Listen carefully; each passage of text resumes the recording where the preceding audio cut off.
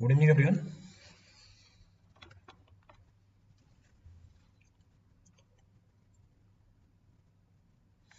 Is audio video clear for all? Audio video clear है सबके लिए?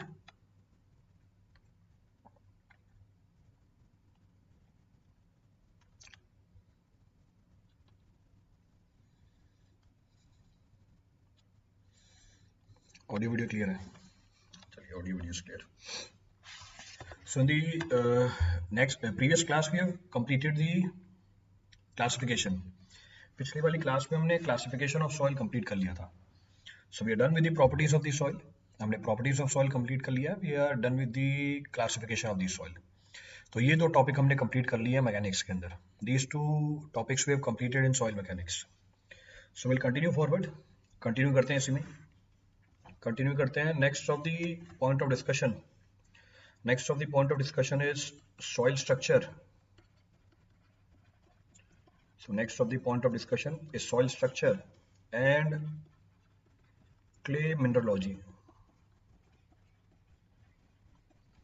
So next of the point of discussion is soil structure and clay mineralogy. यहाँ पे हम बात करेंगे सॉइल के स्ट्रक्चर के बारे में और बात करेंगे क्ले के मिनरल्स के बारे में. So we'll talk about the structure of the soil. We'll talk about the minerals which are being found in the soil. तो फिर से ऑब्जेक्टिव के पॉइंट ऑफ व्यू से इंपॉर्टेंट है ये टॉपिक. तो जो भी आप स्टेट सर्विसेज के एग्जाम देते हैं, इंजीनियरिंग सर्विस के गेट के, उसमें इसमें से सवाल निकल के आते हैं. In that the problems are asked from this particular chapter. So will first start with the soil structure. तो हमारा जो पहला पॉइंट ऑफ रेफरेंस है is soil structure. So first of the point of reference is termed as soil structure. तो पहले हम बात करेंगे सॉइल स्ट्रक्चर की, उसके बाद बात करेंगे क्ले के मिनरल्स की. अब क्या है सॉइल स्ट्रक्चर का मतलब? What the meaning of soil structure? Soil structure का मतलब है the arrangement of soil particles, the arrangement of soil particles in soil mass. The arrangement of soil particles in soil mass is termed as soil particle in soil mass is termed as structure of soil. Is termed as structure of soil. तो पहला point तो ये mention किया है कि soil का structure होता क्या है. तो बेसिकली स्ट्रक्चर के बारे में आपको जानकारी तो है ही. What is the basic meaning of structure? यहाँ पे सॉइल स्ट्रक्चर का मतलब क्या है? किस तरीके से ये सॉइल के पार्टिकल अरेंज्ड है सॉइल मास के अंदर, इसको हम बोल देते हैं सॉइल का structure. So arrangement of the particles of the soil in the soil mass is technically termed as soil structure. Now there are several types of soil structure which are available. अब naturally n types of soil structure हमें मिलते हैं. हर एक structure की हमें property जाननी है. We have to refer the properties of the different structures which are available with us. अब कौन कौन से एक एक करके उठाते हैं सारे. We'll refer all these structures. तो अगर एक एक करके सबके रेफरेंस निकालें तो पहला, तो next point says a given sample of soil may have any of the following type of structure. So may have any of the following type of structure. तो सॉइल के अंदर जो भी अभी हम डिस्कस करेंगे उसमें से कोई सा भी एक स्ट्रक्चर हो सकता है. So given sample of soil may have any type of the soil structure. मैं आपको प्रॉपर्टीज बता दूंगा सारे स्ट्रक्चर की, फिर एक एक करके मेंशन भी कर देंगे. The first of the structure which is available, पहला स्ट्रक्चर जो अवेलेबल है हमारे पास, structure which are available with us is termed as coarse grained और single grained structure. Coarse grained और सिंगल ग्रेन्ड स्ट्रक्चर. तो पहला स्ट्रक्चर जो सॉइल का हो सकता है is termed as coarse grained और सिंगल ग्रेन्ड स्ट्रक्चर. अब इस स्ट्रक्चर को समझने से पहले, to understand the structure of the soil, अगर बेसिक एनालिसिस निकालें, बेसिक एनालिसिस ये है कि हर एक पार्टिकल के ऊपर दो तरह के फोर्स लगते हैं. Every of the particle will be subjected to two different types of force.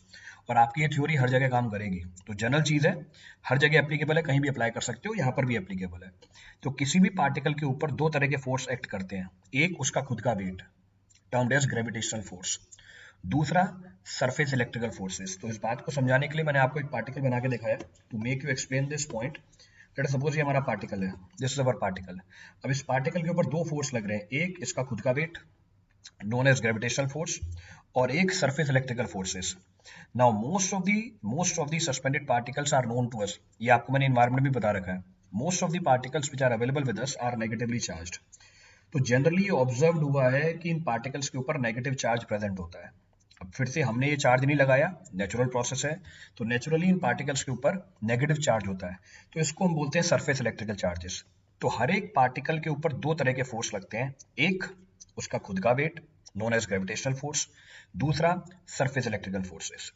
अब ये दोनों के दोनों फोर्स किस पे डिपेंडेंट है ये आप खुद बताओगे। जैसे एग्जांपल लेता हूं मैं, लेट सपोज पार्टिकल का साइज छोटा है। अगर पार्टिकल का साइज छोटा है, स्पेसिफिक ग्रेविटी तो वही है, स्पेसिफिक ग्रेविटी सेम, वो चेंज नहीं कर रहे। अगर पार्टिकल का साइज छोटा है तो उसका वेट ज्यादा होगा या कम होगा? तो अगर पार्टिकल का साइज छोटा है, तो अगर पार्टिकल का साइज छोटा है तो उसका वेट ज्यादा होगा या कम होगा? If the size of the particle is comparatively smaller, its weight will also come out to be comparatively smaller. इसका वेट भी क्या निकल के आएगा? कंपैरेटिवली छोटा निकल के आ जाएगा। क्लियर है चीज? अगर पार्टिकल का साइज कंपैरेटिवली छोटा है, comment upon specific surface area. अगर पार्टिकल का साइज कंपैरेटिवली छोटा है, comment upon specific surface area. If the size of the particle is comparatively smaller, comment upon specific surface area.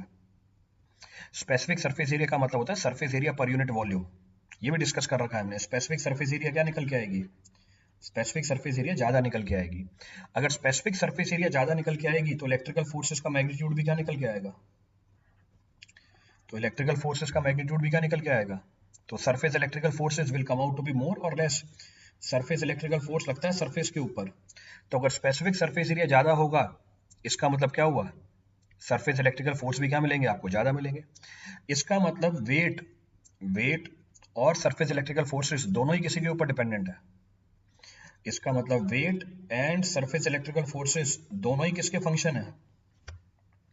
इसका मतलब weight and surface electrical forces दोनों ही किसके function है? Both are the function of what? Both are the function of the size of the particle. दोनों ही function है किसके? पार्टिकल के साइज के। क्लियर है? और रिलेशनशिप मैंने आपको बता दी है। वेट कैसे डिपेंडेंट है पार्टिकल के साइज के ऊपर? वेट कैसे डिपेंडेंट है पार्टिकल के साइज के ऊपर? डायरेक्टली। और सरफेस इलेक्ट्रिकल फोर्सेस कैसे डिपेंडेंट है पार्टिकल के साइज के ऊपर? Inversely. So weight is directly dependent upon the size of the particle and surface electrical forces are inversely dependent upon the size of the particle. तो ये basic चीज आपको ध्यान रखनी है, ये बेसिक चीज आपको ध्यान रखनी है आगे वाले कंसेप्ट को समझने के लिए। क्लियर है यहाँ तक की कहानी? रिपीट करना है इसमें तो कुछ भी? Any of the point to be referred on this? कोई सा पॉइंट रिपीट करना हो उसमें से किसी के लिए?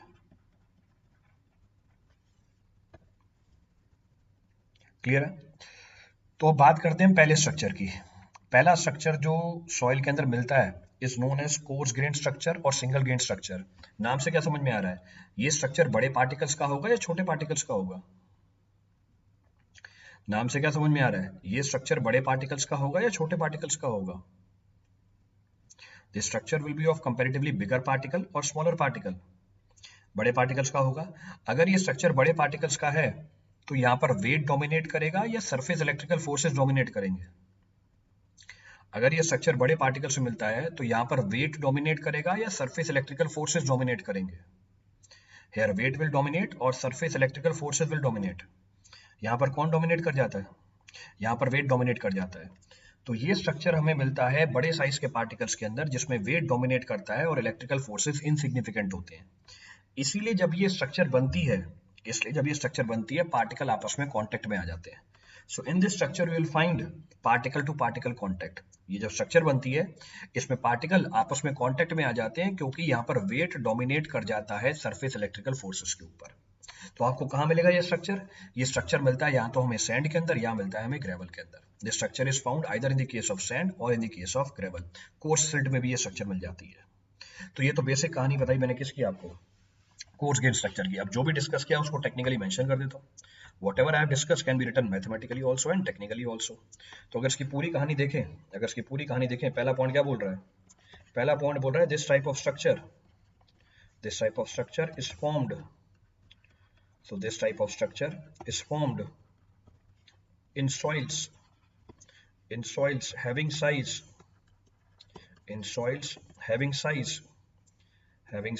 greater than, in soil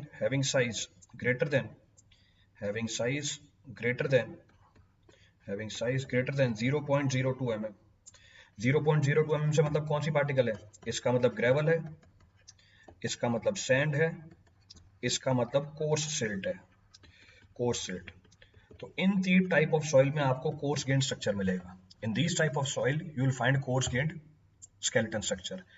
अगर आगे प्रॉपर्टी देखें स्ट्रक्चर की, नेक्स्ट पॉइंट क्या बोल रहा है? In the formation of the structure, in the formation of the structure, in the formation of the structure, gravitational forces, in the formation of the structure, gravitational forces are predominant, gravitational forces are predominant, and surface electrical forces are insignificant, and surface electrical forces are insignificant, वो insignificant है, and surface electrical forces are insignificant,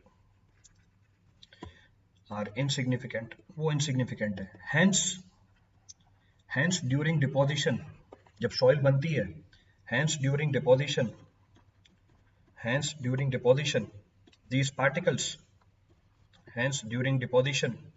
particles, comes in contact with each other, so come in contact with each other, come in contact with other particles, so come in contact with each other or come in contact with other particles, leading to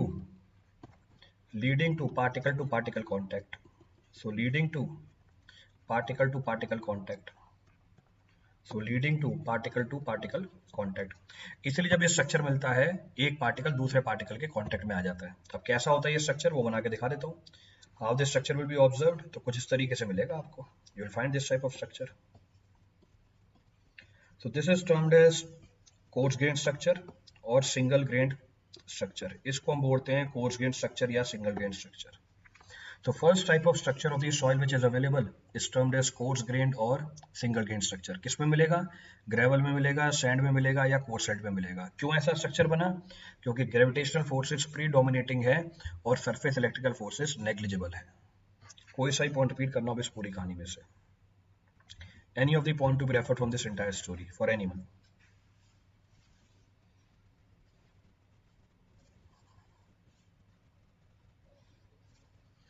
clear है पूरी कहानी?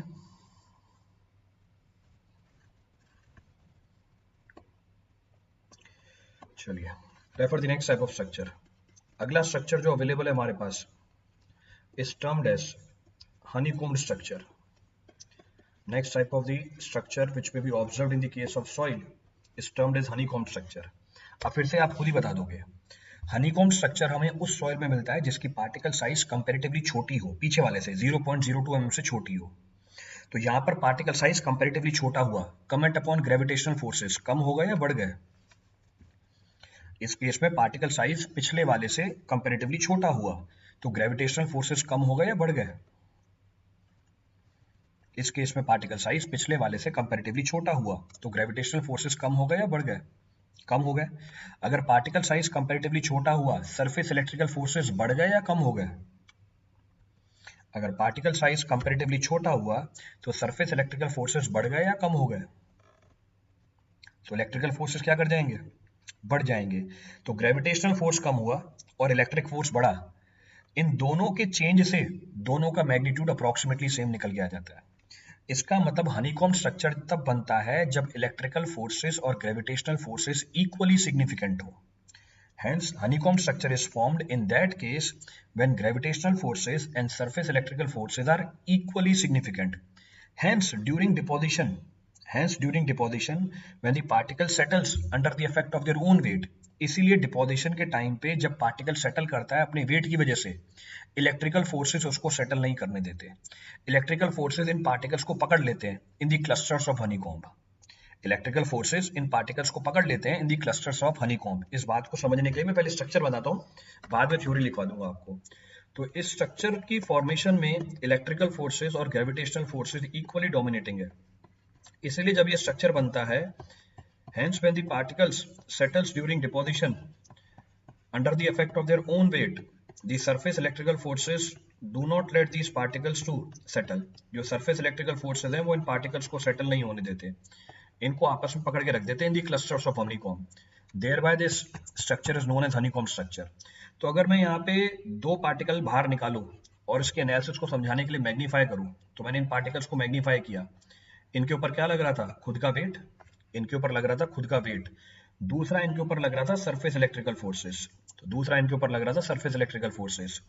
तो यहाँ पर जो surface electrical forces हैं उनका vertical component, surface electrical forces का वर्टिकल कंपोनेंट पार्टिकल को सेटल नहीं होने देता अपने वेट की वजह से, इसको होल्ड करके रख देता है, इसको आपस में होल्ड करके रखता है।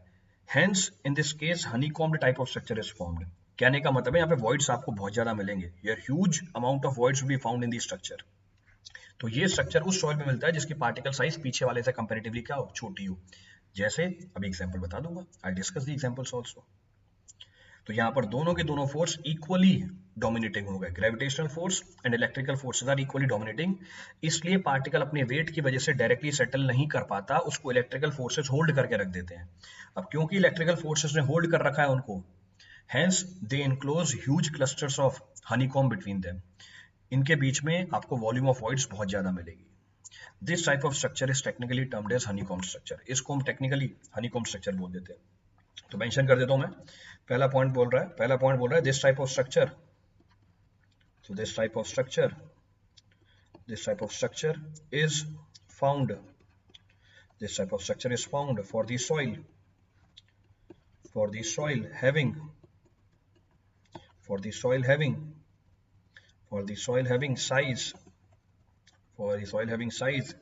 0.2 micron to 0.02 mm. So 0.2 micron to 0.02 mm. तो इसका मतलब आपको ये स्ट्रक्चर उस सॉइल में मिलेगा जिसका पार्टिकल साइज 0.2 माइक्रोन से लेके 0.02 mm हो। किसकी होती है ये? जैसे example silt and clay.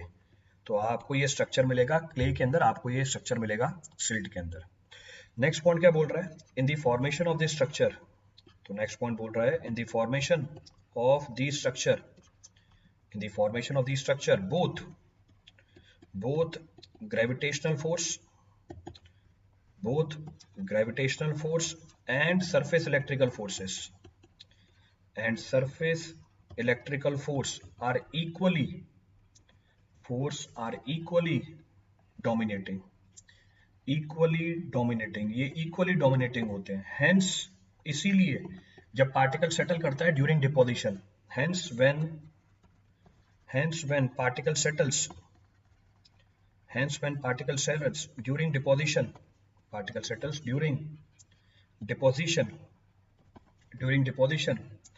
under the effect of its own weight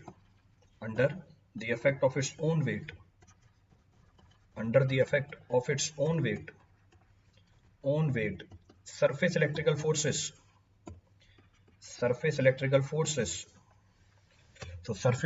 forces hold these particles into clusters of honeycomb,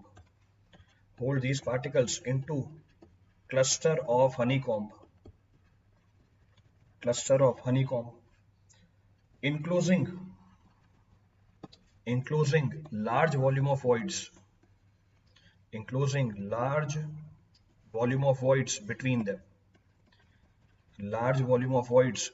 between them।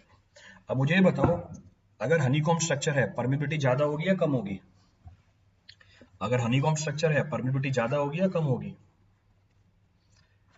If honeycomb structure is formed, permeability will come out to be more or less। अगर honeycomb structure है permeability ज्यादा मिलेगी या कम मिलेगी? अगर honeycomb structure है permeability ज्यादा होगी या कम होगी? In this case, permeability will come out to be more or less। Huge permeability, ज्यादा होती है permeabiliity, तो उस केस में permeability क्या निकल के आएगी? In this case, permeability will come out to be more। कब तक? तब तक permeability ज्यादा निकल के आएगी जब तक स्ट्रक्चर अनब्रोकन है, up to an extent where the structure is unbroken। पर एक बार ये स्ट्रक्चर ब्रेक कर जाए, what about permeability?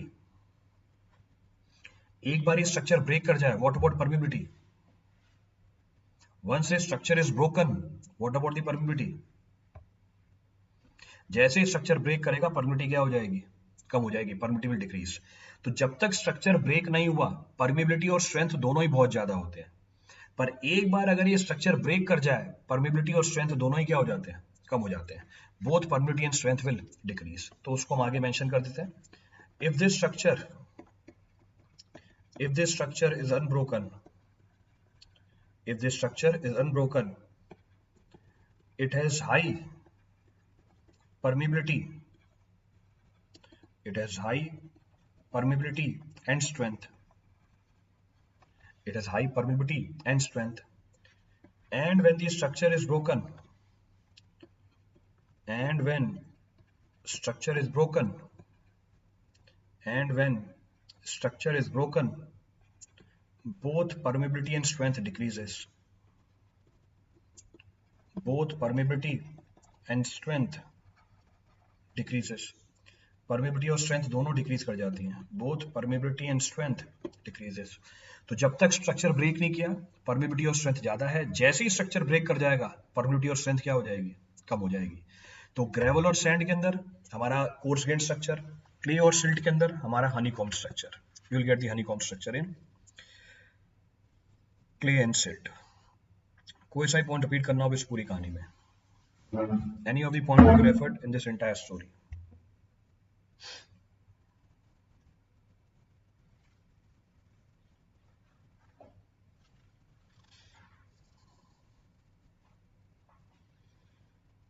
क्लियर सारे पॉइंट्स?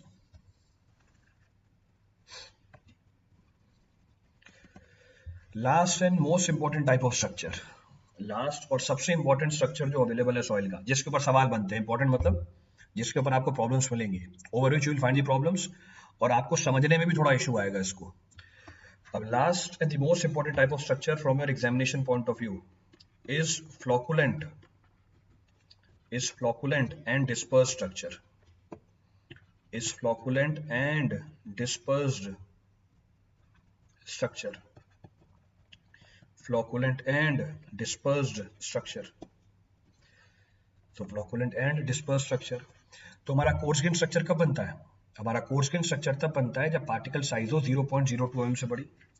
हनीकॉम्ब स्ट्रक्चर कब बनता है, जब पार्टिकल साइज हो 0.2 माइक्रोन से लेके 0.02 mm के बीच में। तो the particle size falls in the range of 0.2 micron to 0.02 mm। अब जो हमारा फ्लोकुलेंट और डिस्पर्स स्ट्रक्चर है, फ्लोकुलेंट और डिस्पर्स स्ट्रक्चर तब बनता है जब पार्टिकल साइज 0.2 माइक्रोन से भी छोटी हो। तो फ्लोकुलेंट और disperse structure is formed when the particle size is even smaller than 0.2 micron. इसका मतलब fine clay and colloids, fine clay और कोलॉइड्स के अंदर आपको फ्लोकुलेंट और डिस्पर्स स्ट्रक्चर मिलेगी। So in case of fine clay and colloids, colloids का मतलब suspended particles having size in the range of 1 to 1000 nanometre, वो सस्पेंडेड पार्टिकल जिनकी साइज है 1 से लेके 1000 नैनोमीटर के बीच में, उसको हम बोल देते हैं कोलॉइड्स। अब यहाँ पर पार्टिकल साइज बहुत छोटी हो गई है, अगर पार्टिकल साइज बहुत छोटी हो गई है कमेंट अपॉन दी वेट, अगर पार्टिकल साइज बहुत छोटी हो गई है comment upon the weight, weight क्या होगा यहाँ पे पार्टिकल्स का, अगर पार्टिकल साइज बहुत छोटी हो गई है comment upon the weight. If the particle size is very small comment upon the weight. यहाँ पे पार्टिकल साइज बहुत छोटी है तो वेट क्या होगा, so the particle size is, weight is very less, तो वेट बहुत कम निकल के आएगा। Comment upon surface electrical forces, comment upon surface electrical forces, comment upon surface electrical forces, वो बहुत ही ज्यादा निकल के आ जाएंगे। तो ये स्ट्रक्चर तब बनता है जब सरफेस इलेक्ट्रिकल फोर्सेस प्रीडोमिनेट कर जाए ग्रेविटेशनल फोर्स के ऊपर। तो पहले वाले स्ट्रक्चर में ग्रेविटेशनल फोर्स डोमिनेट कर रहे थे इलेक्ट्रिकल फोर्सेस के ऊपर, दूसरे वाले केस में ग्रेविटेशनल फोर्स इलेक्ट्रिकल फोर्सेस का मैग्नीट्यूड अप्रोक्सीमेटली सेम था, पर इस केस में इलेक्ट्रिकल फोर्सेस का मैग्नीट्यूड बहुत ज्यादा है, किससे, ग्रेविटेशनल फोर्स के मैग्नीट्यूड से। तो ये स्ट्रक्चर तब बनेगा when gravity will dominate over electrical forces. तो पहली चीज तो आपको ये ध्यान रखनी है, कौन सी सॉइल में मिलता है, इन case of fine clay, in case of colloids. तो पहला पॉइंट तो ये मेंशन किया हुआ हमने, सो मच मोर, बिल्कुल सही बात है। तो पहला पॉइंट क्या बोल रहा है, first point says what, this type of structure, first point says this type of structure is found, so this type of structure is formed in soil having size less than 0.2 micron, जैसे example fine clay and colloids, तो fine के और colloids में आपको ये वाले structure मिलेंगे. Next point of reference, in the formation of the structure, so in the formation of the structure, so in the formation of the structure, surface electrical forces, surface electrical forces, surface electrical forces, surface electrical forces are predominant, are predominant, and gravity forces, and gravity forces are negligible, and gravity forces are negligible. Gravity forces क्या है? Negligible है. Electrical forces बहुत ज्यादा, gravity forces negligible है. अब इसके बाद वाली कहानी आपको ध्यान रखनी है. बाद वाली कहानी क्या बोल रही है? Next point says the particles of fine grain soil. अब इसको बहुत ही ध्यान से समझना है आपको. The particles of fine grain soil in which, the particles of fine grain soil in which this structure, in which this structure is formed, in which this structure is formed, are flaky in nature, are flaky in nature, and carry surface electrical charges, and carry surface electrical charges, surface electrical charges, which are generally positive, which are generally positive at edges and negative at center, and negative at center. So which are generally positive at the edges and negative at the center. अब क्या बोल रहा है statement? ये statement बोल रहा है fine grain soil जिनमें ये स्ट्रक्चर पाई जाती है उनका जो पार्टिकल होता है जनरली फ्लेकी होता है. अब फ्लेकी क्या, मैं बना के दिखा देता हूं आपको. दिस इज फ्लेकी पार्टिकल, ये फ्लेकी पार्टिकल यानी शीट्स के फॉर्म में होता है ये. और जनरली ऑब्जर्व किया हुआ है, क्या ऑब्जर्व किया हुआ है? इनके एजेस पे, इनके एजेस पे जो चार्ज होता है वो जनरली होता है.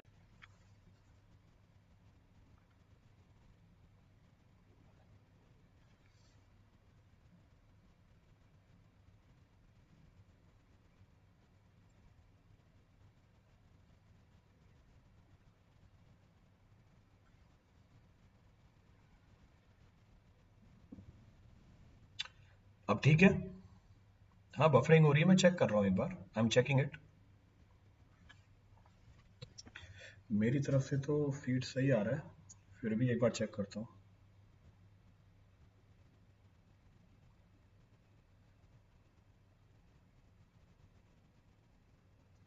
हाँ अब क्लियर है.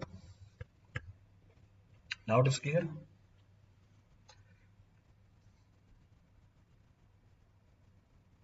अब क्लियर है. ठीक है. सो डिस्कस क्या कर रहे थे? डिस्कस ये कर रहे थे, ये स्ट्रक्चर हमें तब मिलता है जब पार्टिकल साइज बहुत छोटी हो, इलेक्ट्रिकल फोर्सेस डोमिनेट कर जाए वेट के ऊपर. पार्टिकल की साइज छोटी होती है, उसका नेचर जनरली फ्लैकी होता है. इसके ऊपर जो चार्ज मिलता है, इसके ऊपर जो चार्ज मिलता है एजेस पे पॉजिटिव है और सेंटर पे नेगेटिव है. अब हम बात करते हैं फ्लोकुलेंट और डिस्पर्स स्ट्रक्चर की. अभी तक मैं फ्लोकुलेंट और डिस्पर्स स्ट्रक्चर की बात नहीं कर रहा था, अभी तक मैं आपको जनरली जानकारी दे रहा था. अब फ्लोकुलेंट स्ट्रक्चर तब बनता है, फ्लोकुलेंट स्ट्रक्चर तब बनता है जब ऐसे पार्टिकल्स के बीच में, जब ऐसे पार्टिकल्स के बीच में नेट फोर्स अट्रैक्टिव हो जाए. तो फ्लोकुलेंट स्ट्रक्चर तब पाई जाती है जब ऐसे पार्टिकल्स के बीच में नेट फोर्स हो जाए अट्रैक्टिव. उसी तरीके से डिस्पर्स स्ट्रक्चर तब मिलता है जब ऐसे पार्टिकल्स के बीच में नेट फोर्स हो जाए.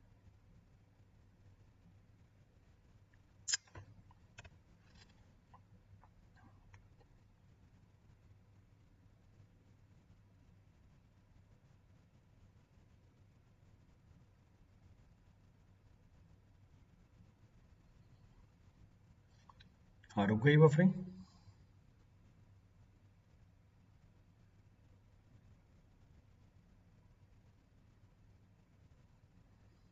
रुक गई बफरिंग. चलिए, वो नेट में थोड़ा सा इश्यू है, रात को वैसे भी लोड बढ़ जाता है. Head to face orientation, head to face orientation, head to face orientation. Next point, these structures are found to have high strength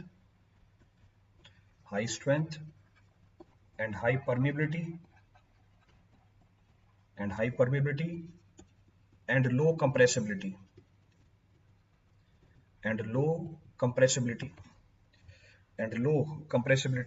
अब होता क्या है फ्लोकुलेंट स्ट्रक्चर, वो बना के दिखा देता हूं आपको. What is flocculent structure? That can be shown separately. This is being termed as flocculent structure. इसको बोला जाता है flocculent structure. So this is being termed as flocculent structure. चलिए, ऑडियो वीडियो क्लियर है सर? हाँ ठीक है, ऑडियो वीडियो क्लियर है. मेरा ये स्ट्रक्चर भी कंप्लीट हो गया, अब इसको बस समझाना है मुझे. तो हमने बोला कि अगर डिपोजिशन के टाइम पे नेट फोर्स पार्टिकल्स के बीच में, डिपोजिशन के टाइम पे अगर नेट फोर्स पार्टिकल के बीच में अट्रैक्टिव हो जाए, it leads to the formation of flocculent structure. Flocculent structure में पार्टिकल्स अलाइंड हो जाते हैं हेड टू हेड या हेड टू फेस ओरिएंटेशन में. अब दोनों को समझना, हेड टू हेड या हेड टू फेस ओरिएंटेशन. ये ओरिएंटेशन कैसी है? ये ओरिएंटेशन कैसे दिख रही है आपको? Which is this type of orientation. ये हमारी हेड टू हेड ओरिएंटेशन. ये ओरिएंटेशन कैसी है?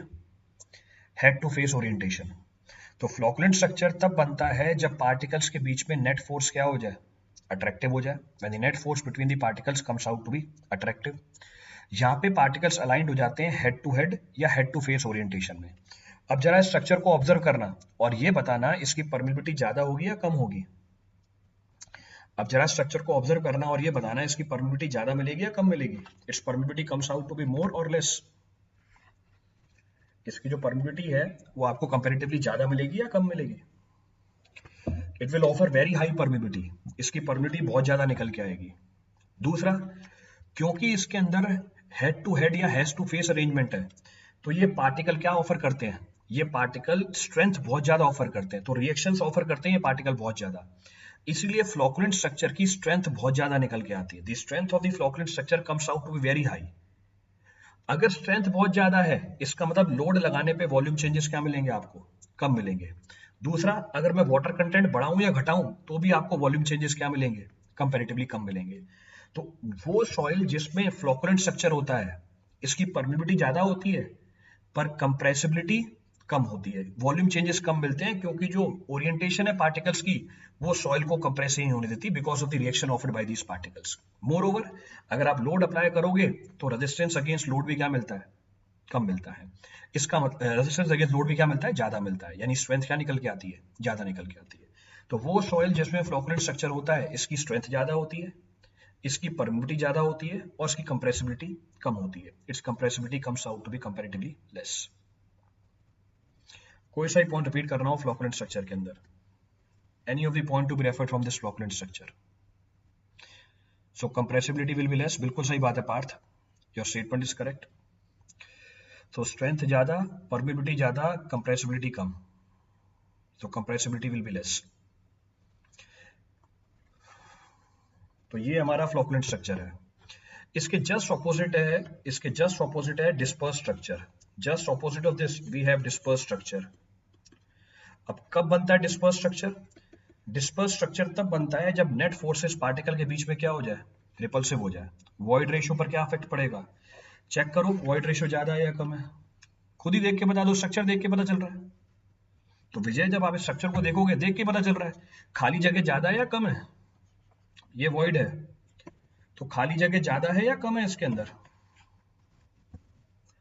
खाली जगह ज्यादा है या कम है इसके अंदर? It's more. तो आपको वॉइड रेशियो पोरोसिटी क्या मिलेगी? ज्यादा. बेटा वॉइड कम नहीं है, वॉइड ज्यादा है. वॉइड कहां से कम आ गया?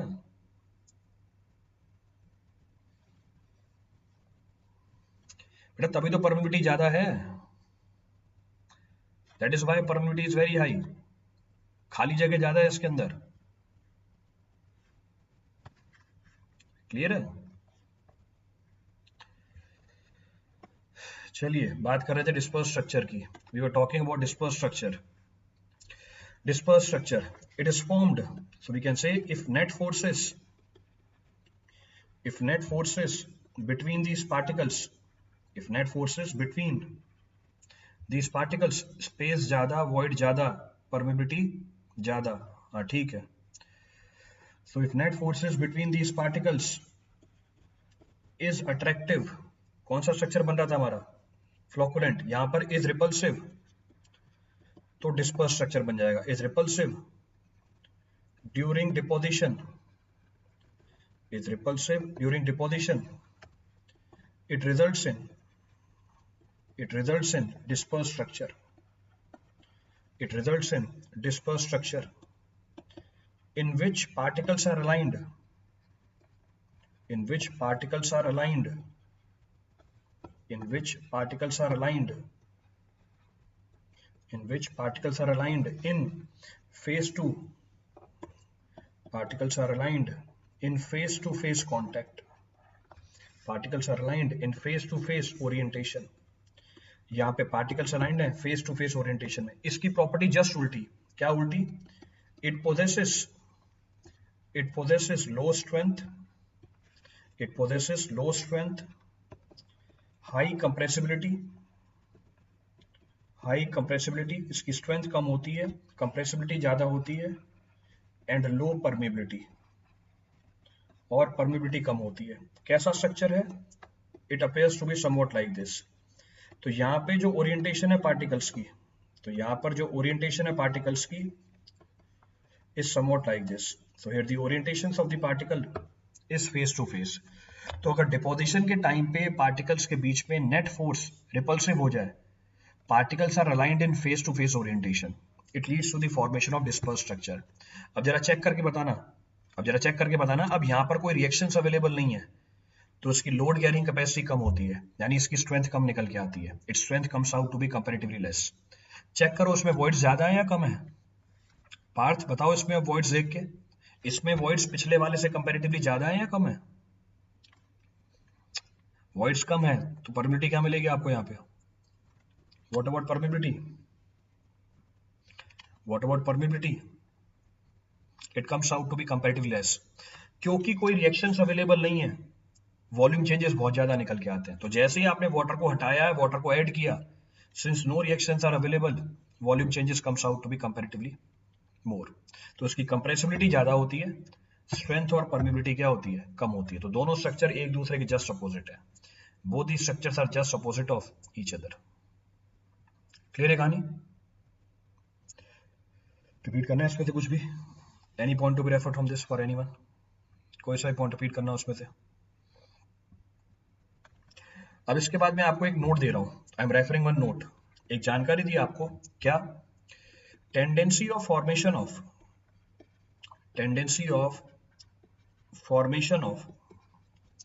flocculent structure, tendency of formation of flocculent structure increases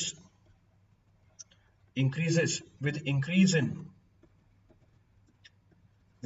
in concentration of salts in water, with increase in concentration of salts in water. Single structure have more strength than flocculent.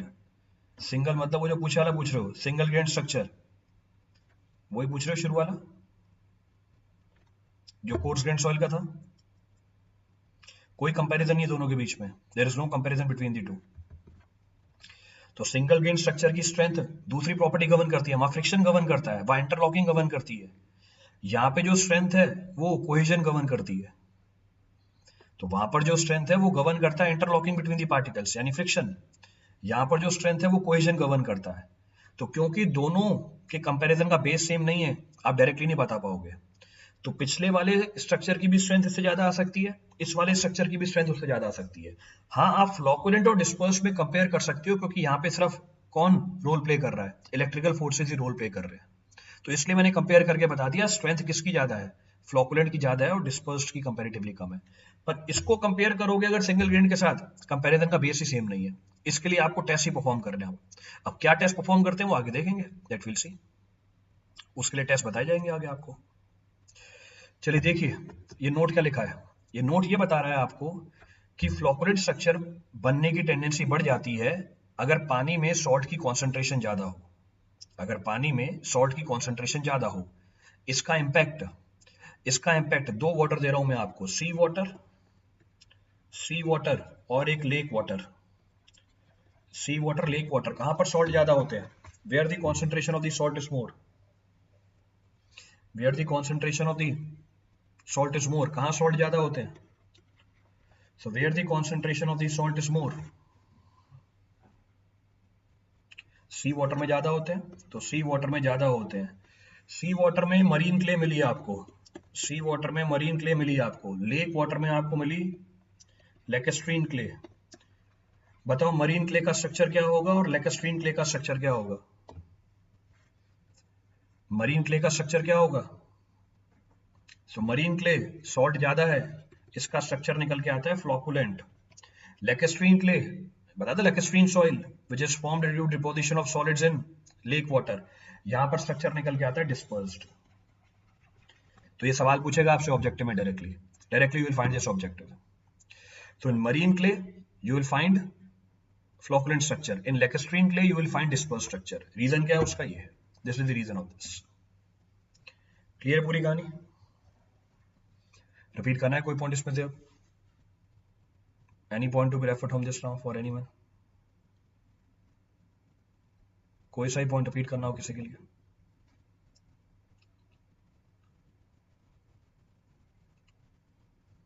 Clear है?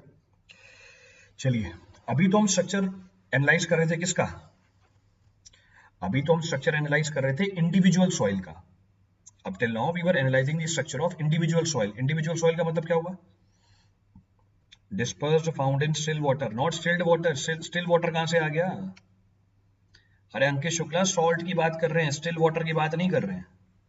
Lake water में क्योंकि salt comparatively कम होता है, क्योंकि lake water में salt comparatively कम होता है, इसलिए डिस्पर्स स्ट्रक्चर मिलती है। स्टिल वाटर का मतलब नहीं है यहाँ पे कुछ, सॉल्ट से रिलेट किया है यहाँ पे। I have linked this with the concentration of the salt, not with the condition of the water. तो पानी रुका हुआ है, चल रहा है, इससे कोई मतलब नहीं है। सी में भी पानी रुका हुआ ही होता है। क्लियर है? तो अभी तक हम बात कर रहे थे इंडिविजुअल सॉइल के स्ट्रक्चर की, अब हम बात करेंगे कॉम्पोजिट सॉइल के स्ट्रक्चर की। Now we'll talk about the structure of the composite soil. So next of the point of reference is structure of composite soil. So next of the point of reference is structure of composite soil. So now we'll be talking about the structure of composite soil. अब बात की जाएगी composite soil के structure की। composite soil का structure, head to head arrangement में attractive force कैसे exist करेगा? head to head, बेटा net force है वो, it is the net force, it is the net force which is being referred। Diagram 2D के अंदर नहीं है, डायग्राम 3D के अंदर है ये। the diagram which is being shown is in 3D। इसके पीछे भी पार्टिकल है, इसके आगे भी पार्टिकल है। आपको बस लाइन डायग्राम बनाया हुआ है, लाइन डायग्राम नहीं है ये 3 डायमेंशनल डायग्राम है। तो अगर नेट फोर्स अट्रैक्टिव है तो ये अरेंजमेंट निकल के आती है, then this arrangement comes out. So now we'll be talking about the structure of composite soil. The structure of composite soil depends upon the relative proportion of different types of soil। तो पहला point क्या बोल रहा है? पहला point बोल रहा है structure of composite soil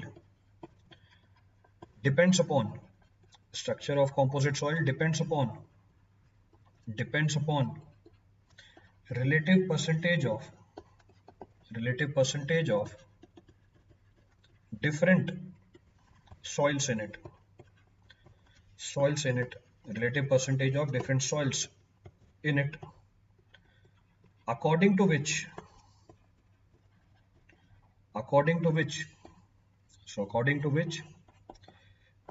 it is classified as,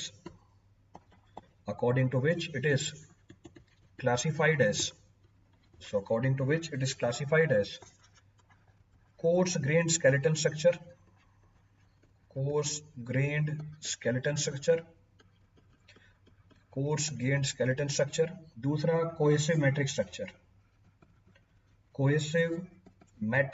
structure। चलो देखो पूरी कहानी क्या है, रेफर द एंटायर स्टोरी। अब ये पॉइंट क्या बोल रहा है?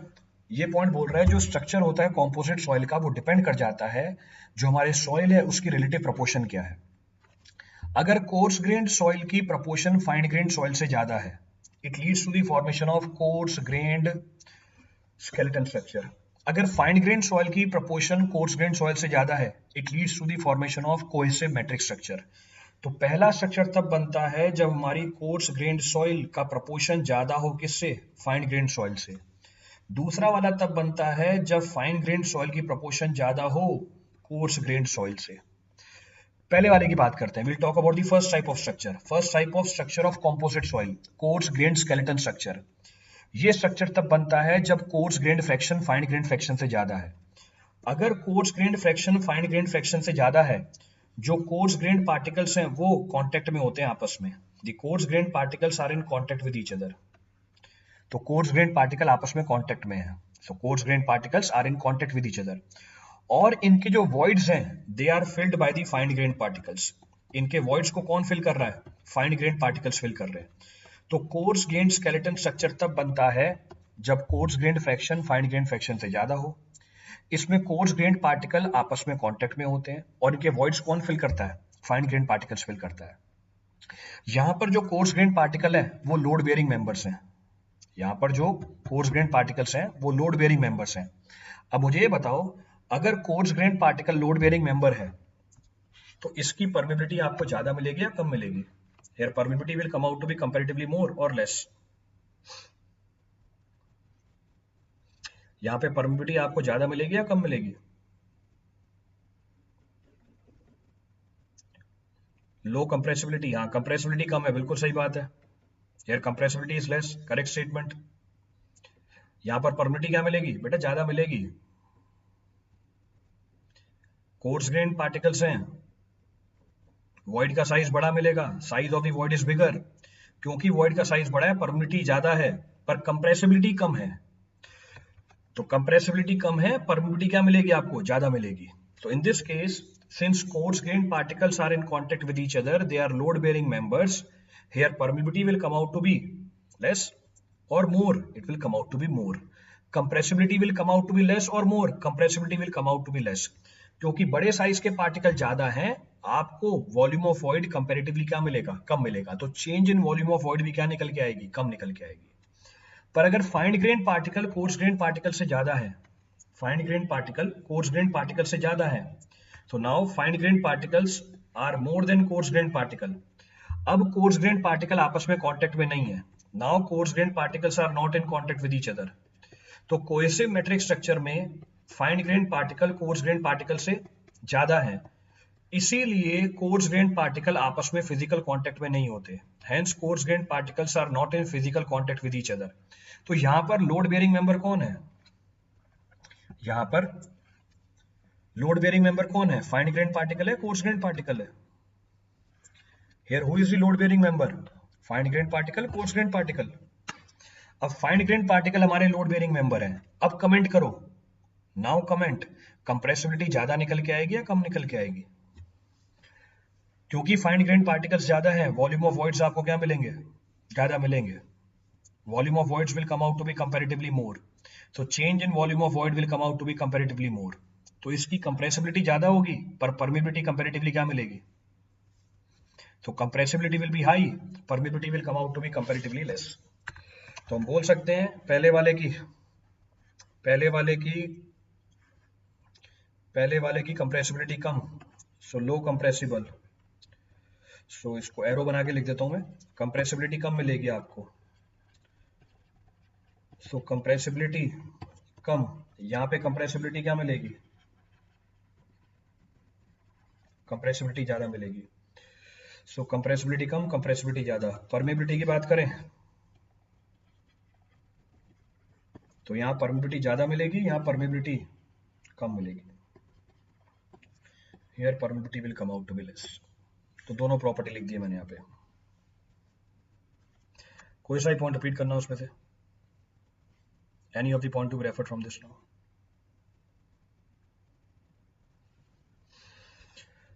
तो स्ट्रक्चर की पूरी कहानी आपको बता दी है। Different types of structure I have discussed, course grain structure, honeycomb structure, flocculent dispersed structure, and structure of the composite soil. It may be coarse grained skeleton structure, it may be cohesive matrix structure. तो इसमें से कोई ना कोई एक structure मिलेगा आपको soil के अंदर। Any one structure of the soil will be observed.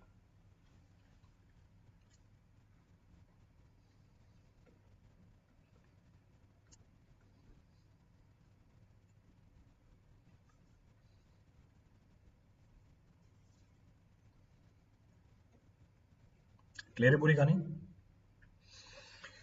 चलिए, we are done with today's class. तो आज स्ट्रक्चर करा दिया। कल हम बात करेंगे क्ले के मिनरल्स की। Tomorrow will talk about clay minerals and will start with the compaction of soil.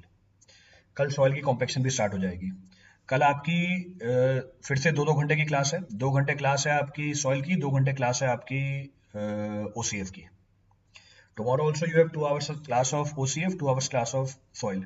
तो पीछे 2 दिनों में मैं क्लास नहीं ले पाया था, वो मैंने यहाँ पे कंपनसेट कर दी है। तो पीछे हमारी 2 क्लासें मिस हो गई थी, हाँ पीछे 2 क्लासें मिस हो गई थी, वो 2 क्लासें मैंने यहाँ पे कंपनसेट कर दी है आपकी। That 2 classes I compensated. बस आपकी क्लास कल मॉर्निंग में दोनों। Tomorrow both the classes are in morning. मैंने लिंक शेयर कर दिया ग्रुप पे। I have share the link in the group. अभी आपकी नेक्स्ट क्लास है OCF की। OCF में हमारा यूनिफॉर्म फ्लो स्टार्ट हो जाएगा। इन OCF uniform flow will start, और हो सकता है कल खत्म भी हो जाए। तो एक टॉपिक तो खत्म ही कर लेंगे। क्लियर चीज? चलिए, thank you very much. Thank you all. अभी दूसरी क्लास है आपकी। कितना टाइम हुआ है? 9:30 10 बजे से। Your second class is from 10 o'clock।